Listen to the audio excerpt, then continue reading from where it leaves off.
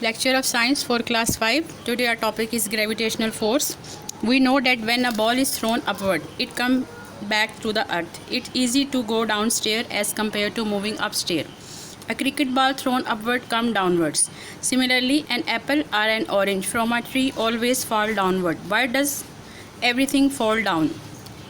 यानी जब कोई बॉल ऊपर फेंका जाता है तो वो हमेशा नीचे आता है।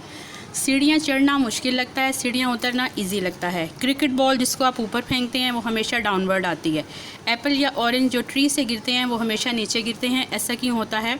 अर्थ attracts all the body towards itself. ऐसा इसलिए होता है कि अर्थ हर चीज़ को अपनी तरफ अट्रैक्ट करती है। This force of attraction is called the gravitational force. वो फोर्स जिससे अर्थ हर चीज़ को अपनी तरफ अट्रैक्ट करती है उसको फोर्स ऑफ ग्रेविटेशनल फोर्स कहते हैं।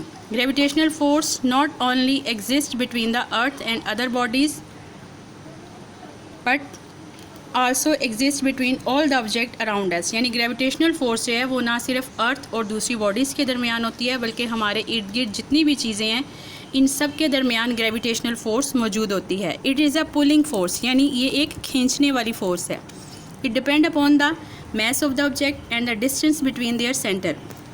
ग्रेविटेशनल फोर्स ग्रेटर होगी या लेसर होगी, ये डिपेंड करता है कि ऑब्जेक्ट का मास कितना है, यानी उसका वज़न कितना है और उसका डिस्टेंस कितना है ज़मीन से।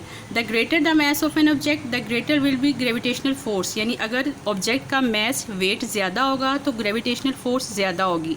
ये आप एक छोटे से एक्सपेरिमेंट से प्रूव कर सकते हैं। आप एक डेफिनेट हाइट से एक पेपर नीचे फेंकें और एक स्टोन नीचे फेंकें। आप फिर ऑब्ज़र्व कीजिएगा कि दोनों में से कौन सी चीज़ पहले नीचे गिरती है। ऑब्वियसली स्टोन पहले पहुंचेगा क्योंकि उसका वेट ज़्यादा होता है। The larger the distance between the centre of the object the smaller will be the gravitational force. यानी अगर ऑब्जेक्ट का और अर्थ का डिस्टेंस ज़्यादा होगा तो ग्रेविटेशनल फोर्स कम होगी।